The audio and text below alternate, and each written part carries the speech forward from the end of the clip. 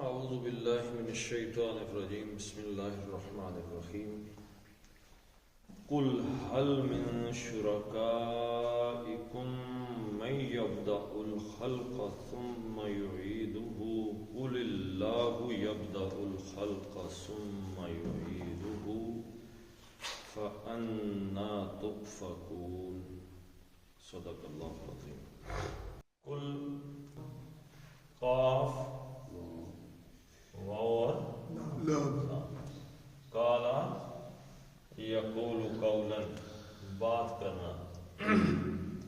کل آپ فرمائیں یا کیونکہ یہ سوالیہ ہے حل سے شروع ہو رہا ہے تو آپ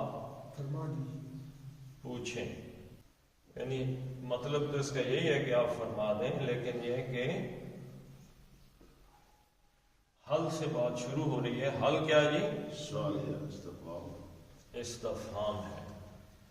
حل کیا؟ اب اس کا جو سیدھا طریق مطلب کیا اس کا کہ کیا ہے کوئی تمہارے شریکوں میں؟ اس کا جواب ہاں یا نہ. حل ایک حمزہ استفہامیہ ہے اور ایک حل. ان کے جو سوال ہوتے ہیں ان کا جواب ہاں یا نام ہے. اس کو کہتے ہیں لیڈنگ کہ یہ ہاں نام ہے. ہاں جی کیا ہے کہ نہیں ہے؟ یہ ہاں جی ہے یا نہیں. حل کیا؟ من حرف جر. مطلب کیا ہوا؟ سے. شرکائکم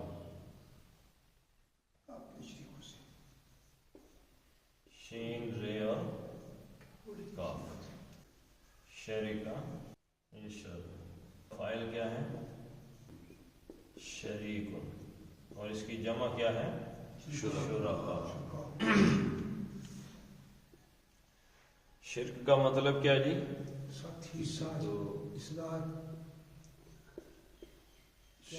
شامل ہونا. ہاں جی کسی چیز کا کسی اور چیز میں شامل ہو جانا. ملاوٹ جس صورت میں 100% توحید بیان کی گئی ہے اس صورت کا نام کیا ہے؟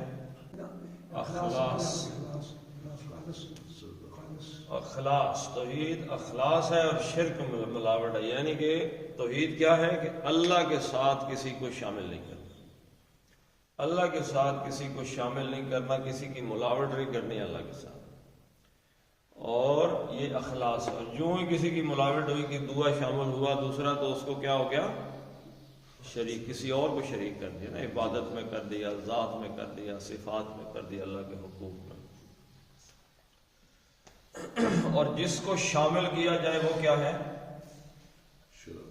شامل ہونے والا شریک ہے. جس چیز کو شامل کیا جائے وہ شریک ہے. جس بندے کو شامل کر دیا جائے وہ شریک ہو گیا. یعنی کہ آپ کے پاس ایک روٹی ہے اور وہ آپ نے کسی کو دینی ہے، کسی ایک بندے کو، تو وہ کتنی روٹی کھائے گا؟ جس کو دینی ہے پوری روٹی. ایک بندہ اور آ گیا، اب یہ پوری روٹی کھا سکتا ہے؟ نہیں. اب یہ بھی آگے اس میں اس کھانے میں یہ شامل ہو گیا، شریک ہو گیا، تو یہ روٹی میں چلا گیا. اسی طریقے سے عبادت ہے، دعا ہے، سجدہ ہے، قربانی ہے. ہاں جی آپ اس کو آگے کہیں سے کہیں لے جائیں. یہ 100% کس کے لیے ہے؟ خالص اخلاص کے ساتھ. کس کے لیے ہے؟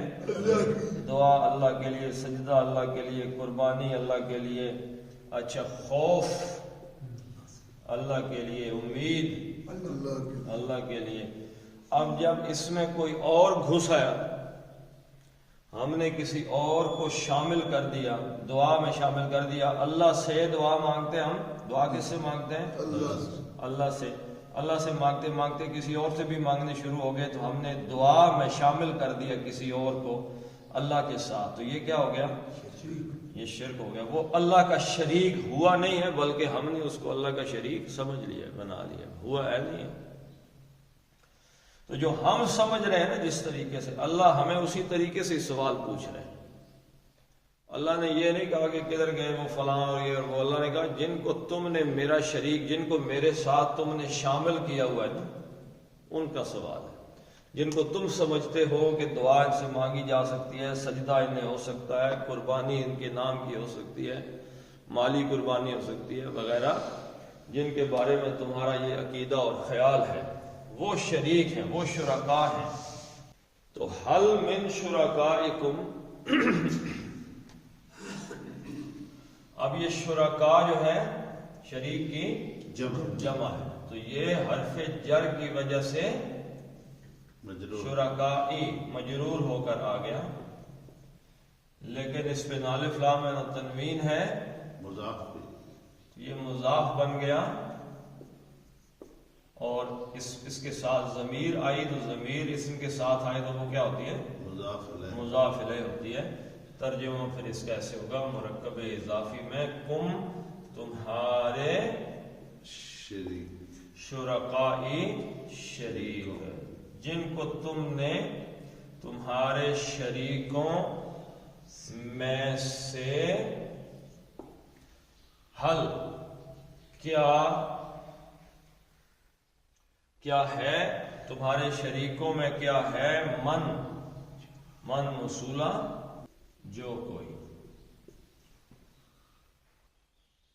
یبدأ با دال اور حمزہ، بدا یہ حمزہ ہے، اصل میں یہ کیا ہے؟ واو، تو اس کے پیش کی وجہ سے نیچے واو لگ گیا اس میں، اس کو کرسی کا قاعدہ کہتے ہیں۔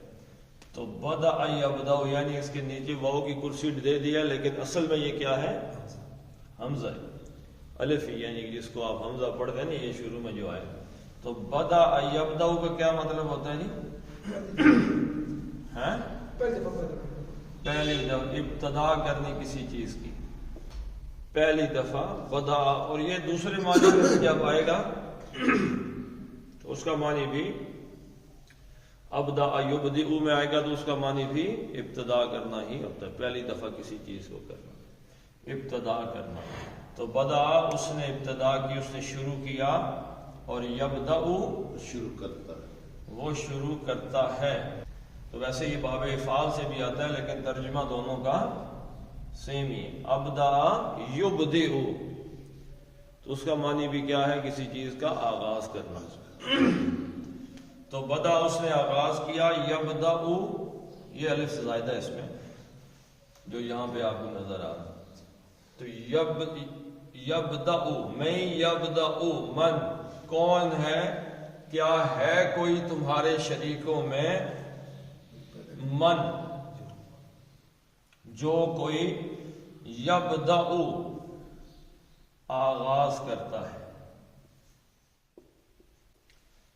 ابتدا کرتا ہے، الخلق یبدأ من۔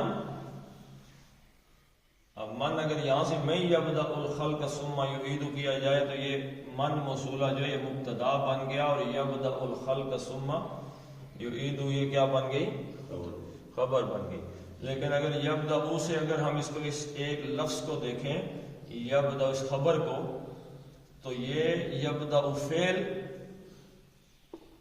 اور ہوا وہ، یعنی جو کہ من پیچھے ہو کے آ گیا ہے، وہ ہو گیا اس کا فاعل، کہ وہ ابتدا کرتا ہے کس چیز کی؟ الخلقہ، خلقہ آ گیا، نصب آ گیا، تو نصب ہمیشہ فعل کے ساتھ آئے تو وہ کیا ہوتا ہے؟ وہ مفعول ہوتا ہے۔ یعنی کس کی ابتدا کرتا ہے؟ خلق کی، تخلیق کی، پیدائش کی، تخلیق کسی چیز کو پیدا کرنا، بنانا۔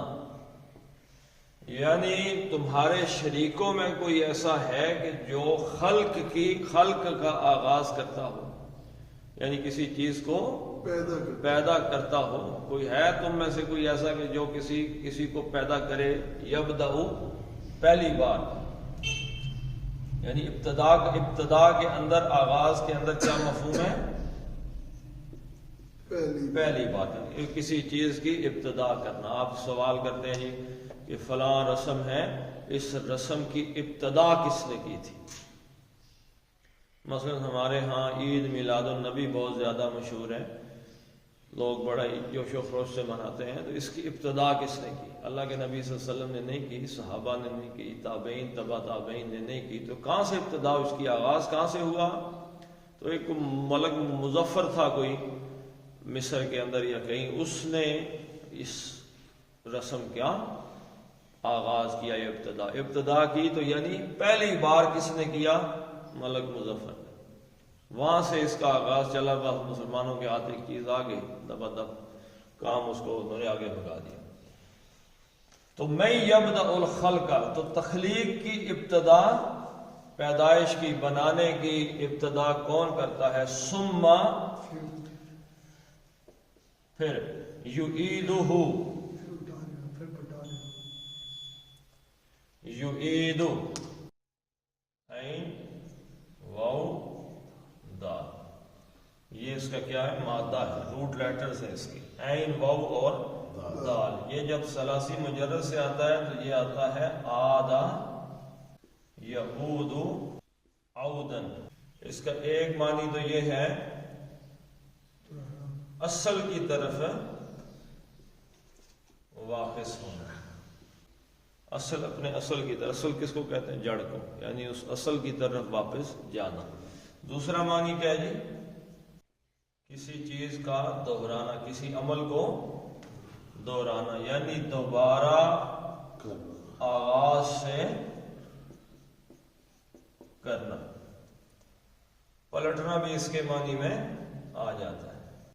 تو عادہ یعود، پلٹنا، دوبارہ شروع کرنا، آغاز کرنا، دہرانا، اصل کی طرف واپس ہو جانا، یہ سارے معنی آتے ہیں عادہ یعود عودن.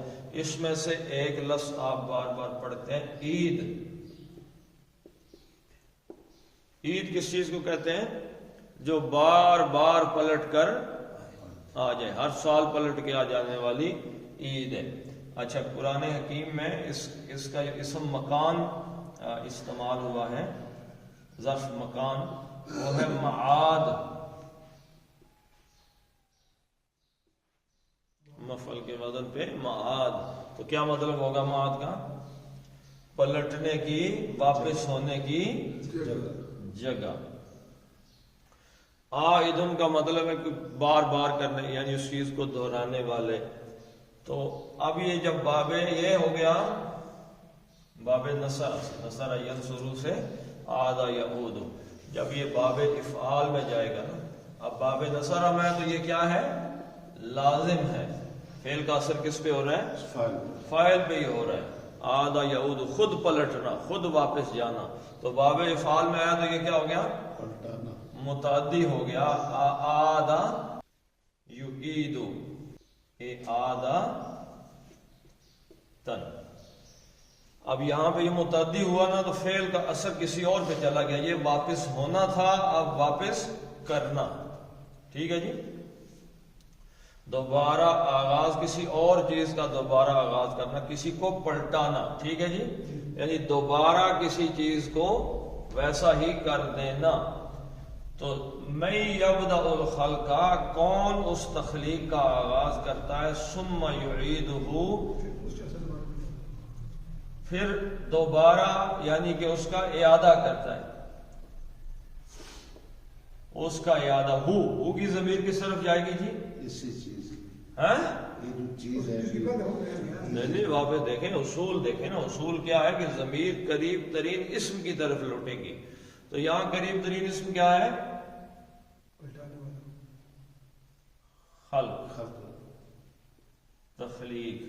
ثم یعیدہ، پھر اس کا اعادہ کرتا ہے. کس کا؟ اس تخلیق کا، اس بنانے کا. یعنی دوبارہ شروع سے پھر آغاز سے بنا دو، یعنی ایک دفعہ بنا کے ختم کر کے دوبارہ بنا دینا. یہ کام تمہارے شریکوں میں سے بھی کوئی کر سکتا ہے؟ یعنی جنہیں تم نے اللہ کا شریک بنایا ہوا ہے، کوئی ایسا ہے کہ جو کسی کام کی تخلیق کرے پھر اس کو دوبارہ ویسا ہی بنا دے؟ پہلی دفعہ ہی کوئی نہیں بنا سکتا تو کسی نے دوسری دفعہ کیا بنانا تھا؟ اس کا جواب نہیں تھا۔ تو اب اگلا حصہ آپ دیکھ لیں جی کہ بڑا ہی آسان سا ہے، ایک ہی لفظ نکالنا ہے، بس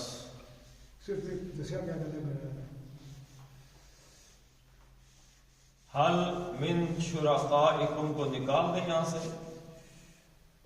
تو اگلی آیت ویسے کی ویسے ہی ہے۔ اب یہ اللہ کے ساتھ ملانے کے لیے اسے زیر دی جائے گی۔ قل اللہ، تو اللہ ہے،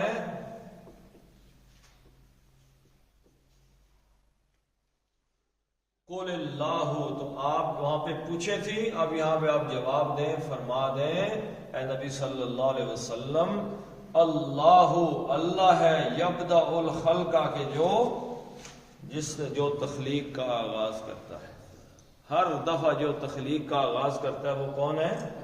اللہ ہے۔ ثم، پھر یعیدہ، اس کو دوبارہ کون پلٹائے گا؟ اللہ ہی اس کا اعادہ بھی کرے گا۔ یعنی ایک اعادہ تو آپ ہر سال دیکھتے ہیں، بارش ہوتی ہے، چیزیں نکلتی ہیں اور پھر مر جاتی ہیں، ختم ہو جاتی ہیں، گھاس شاس سب، پھر بارش ہوتی ہے، پھر دوبارہ نکل آتی ہے۔ اللہ نے مثال یہی دی ہے نا، انسانی زندگی کی اللہ نے کیا مثال دی ہے؟ آسمانی پانی سے۔ ابھی ہم پڑھ کے سورہ یونس کے مثل الحیات الدنیا کماء، اس کی مثال ایسی ہے جیسے پانی، انزلناہ من السماء، ہم نے اسے آسمان سے نازل کیا، آسمان سے پانی برستا ہے، زندگی ساری کی ساری واپس آ جاتی ہے۔ تو جیسے وہ دنیا میں آتی ہے پھر ختم ہو کے پھر دوبارہ نکل آتی ہے، ایسے ہی اللہ تعالیٰ انسانوں کو بھی، یعنی اللہ کی قدرت میں ہے یہ ساری چیزیں، باقی کوئی کسی چیز پہ قادر نہیں ہے، نہ اس کے اندر کوئی چیز ہے۔ ویسے ہی لوگوں نے شریک بنائے ہوئے۔ اچھا، شریک بنائے ہوئے ہیں تو پھر اب ان کو اگر یہ سوال قرآن حکیم کے ان کے سامنے رکھے جائیں تو وہ اس کے عجیب و غریب منطقیں پھر پیش کرنا شروع ہو جاتے ہیں کہ کس طریقے سے ان کا عمل دخل آگے پیچھے کر دیتے ہیں کہ کیا عمل دخل ہے جس کا اللہ کے کاموں میں، تخلیق میں یا کسی کام میں۔ اللہ تعالیٰ تو کسی کو اپنے ساتھ شریک کرتا ہی نہیں۔ لیکن اب دنیا کے پہلے جو رسول تھے حضرت نوح علیہ السلام، ان کا بیٹا تھا، کیا کر رہا تھا جی بیٹا؟ پانی میں ڈوب رہا تھا۔ حضرت نوح بچانا چاہتے تھے۔ نبی سے بڑھ کے بھی کوئی ولی شلی یا کسی کی کوئی ہستی دنیا میں ہے، اور وہ بھی رسول، اولو العزم من الرسل۔ حضرت نوح علیہ 950 سال تبلیغ، تو وہ بچانا چاہتے ہیں، اللہ تعالیٰ کی محبوب ترین شخصیت بچانا چاہتی ہے اپنے بیٹے کو۔ اللہ تعالیٰ نے اپنے اس فیصلے میں اپنے نبی کو شریک کیا؟ نہیں۔ حضرت لوط علیہ السلام جو بستی سے نکلتے ہوئے بار بار پلٹ کے دیکھ رہے تھے، تو در حقیقت وہ اپنی بیوی کو بچانا چاہتے تھے نا۔ اللہ نے کہا بھائی اب واپس پلٹ کے نہیں دیکھنا۔ حضرت ابراہیم علیہ السلام جو اللہ تعالیٰ سے کہہ رہے تھے ربنا اغفر لی ولوالدی، اے اللہ میرے باپ کو بخش دے، میری ماں کو بخش دے، میرے باپ کو بخش دے، تو وہ اپنے باپ کو بخشوانا ہی چاہتے تھے کہ نہیں؟ تو اللہ تعالیٰ کس کو بخشے گا، کسے نہیں بخشے گا، کسے ہدایت دے گا، کسے ہدایت نہیں دے گا؟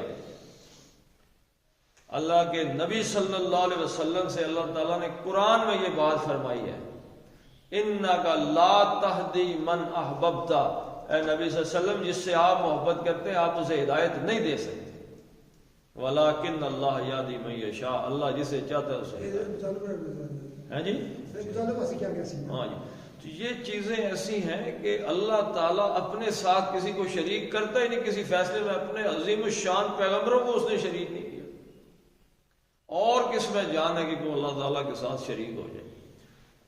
تو اللہ تعالیٰ نے سوال کیا پتہ کیا ہے کہ تب شریک مانوں گا کہ اگر اس تخلیق میں بھی وہ شامل ہوں، وہ انسانوں کو یا کائنات کو بنانے میں بھی ان کا کوئی حصہ ہو، تو وہ پھر تو مان لیں گے بھائی میرے شریک ہیں۔ لیکن کوئی ایسی بات نہیں، اس سوال کا کسی کے پاس کوئی جواب نہیں۔ اور اللہ تعالی ہر انسان کو ہر وقت ہر سانس میں اویلیبل ہے۔ دیکھیں آپ کو بندہ کسی اے سی کے پاس، کسی وزیر کے پاس، کسی بڑے آدمی کے پاس، کسی جج کے پاس سفارش کو کیوں لے کے جاتے ہیں؟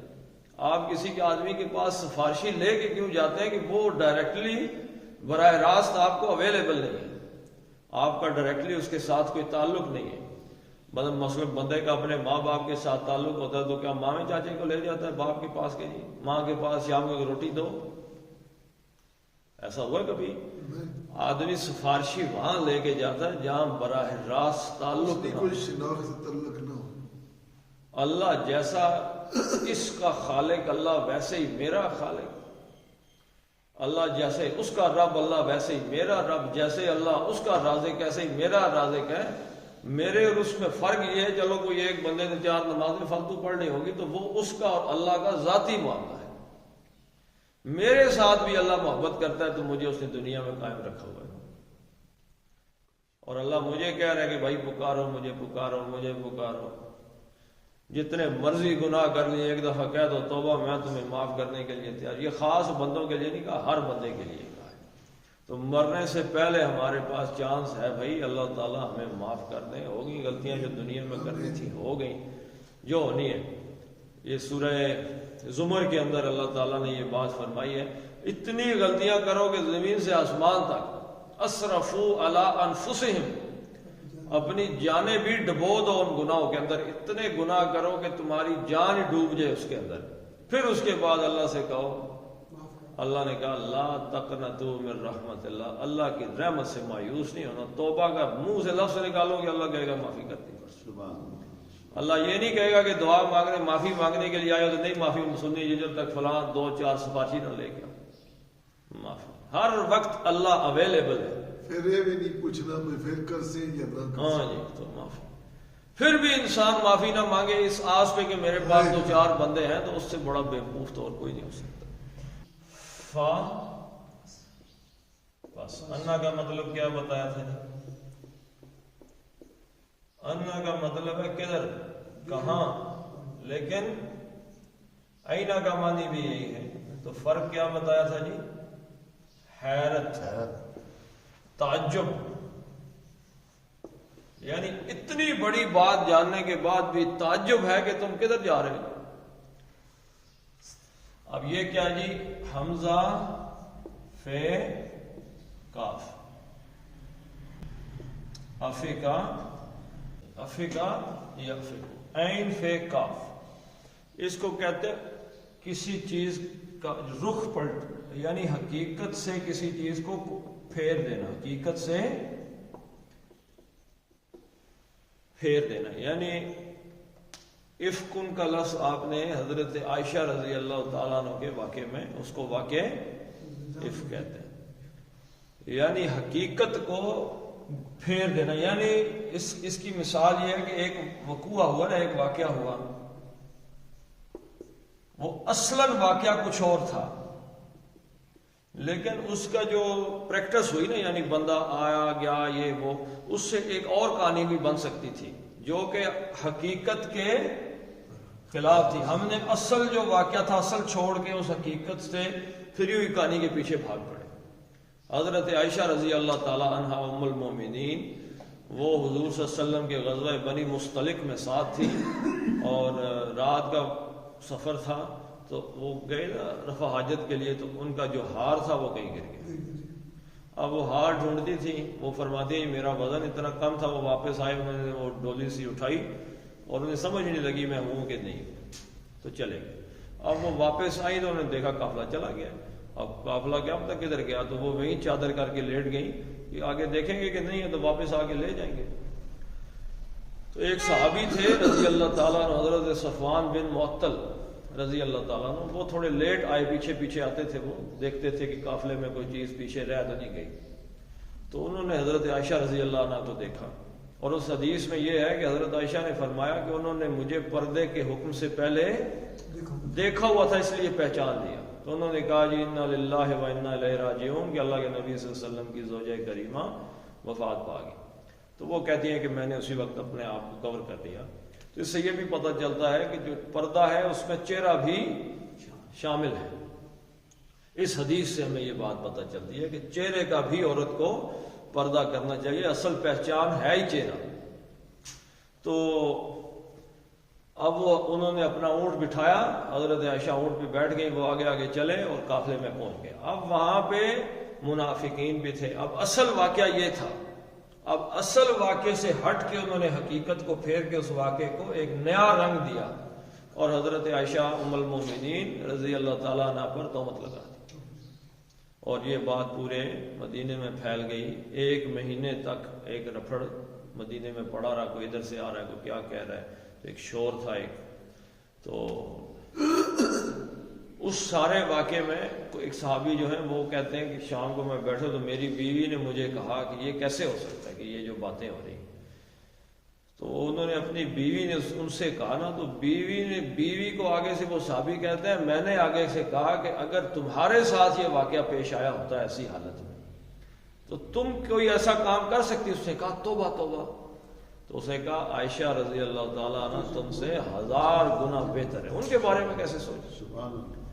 تو واقعے کی حقیقت کو پھیر دینا, کو ہوئی نا بات کوئی ہو گئی تو اس کو گھما پھرا کے کہیں اور لے جانا کہ شاید اس میں سے کوئی ایسا مطلب نکل آئے کہ جو کسی اور طرف.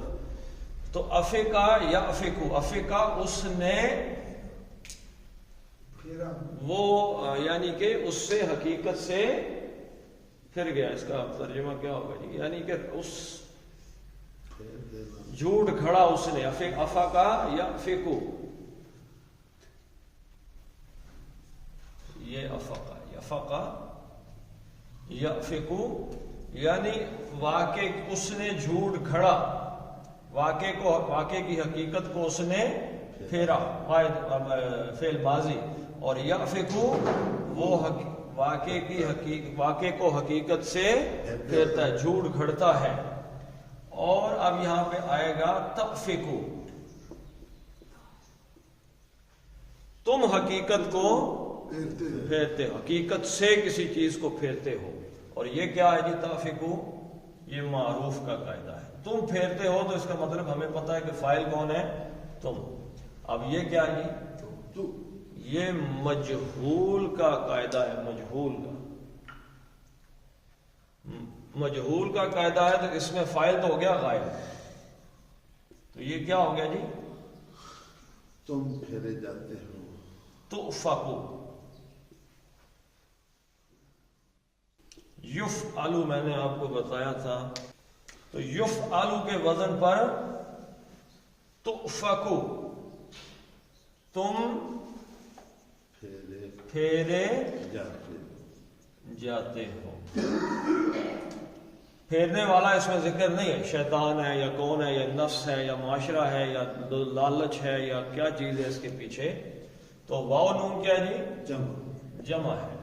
تو تم سب پھیرے جاتے ہو. فَأَنَّا تُؤْفَكُونَ یعنی تم سب کدھر حقیقت اور ہے اور تم کدھر پھیرے جا رہے ہو, کدھر گھوم پھر رہے ہو تم. یعنی تمہاری دوڑیں اور سوچیں اور یہ کس طرف چل رہی ہیں؟ حقیقت کی طرف واپس آؤ. حقیقت یہ ہے کہ بھائی اللہ کے ساتھ کوئی اور شریک ہے ہی نہیں ہے, اور تم کہانیاں بنائی جا رہے ہو حقیقت سے ہٹ کے. یعنی کہ حقیقت سے کوئی چیز ہٹ جائے تو وہ کیا ہوتا ہے؟ افسانہ بن گیا نا. افسانوں کے پیچھے بھاگے جا رہے ہیں, جھوٹی کہانیاں جن کا کوئی حقیقت سے تعلق نہیں ہے. تم ادھر کدھر پھر رہے ہو؟ حقیقت کی طرف آؤ کہ اللہ تعالیٰ جو ہے وہ اس کے ساتھ اس کائنات کی تخلیق میں یا اس کائنات کو دوبارہ خلق کرنے میں کسی دوسرے کا کوئی ہاتھ نہیں. جب کسی دوسرے کا وہاں پہ کوئی ہاتھ نہیں ہے تو پھر سمجھ لو کہ کوئی بھی اللہ کا شریک ہے ہی نہیں. چلیں جی پڑھ لیتے ہیں اس کو. قل هل من شرکائکم من یبدأ الخلق ثم یعیدہ, اور ملا کے پڑھیں تو یعیدہ. قل اللہ یبدأ الخلق يبدأ الخلق ثم ثم يعيده يعيده فأنا فأنا تؤفكون. تؤفكون. صدق اللہ العظیم. اللهم صل على محمد وعلى آل محمد كما صليت على إبراهيم وعلى آل إبراهيم إنك حميد مجيد. اللهم بارك على محمد وعلى آل محمد كما باركت على إبراهيم وعلى آل إبراهيم إنك حميد مجيد. اللهم اغفر لهم وارحمهم وحاسبهم حسابا يسيرا وأدخلهم الجنة وأعذهم من عذاب القبر ومن عذاب النار. أسأل الله العظيم رب العرش العظيم أن يشفينا. ربنا هب لنا من أزواجنا وذرياتنا قرة أعين واجعلنا للمتقين إماما. اللهم اغثنا غيثا مغيثا مريئا مريعا نافعا غير ضار عاجلا غير آجل. وصلى الله تعالى على خير خلقه محمد وعلى آله وصحبه أجمعين برحمته.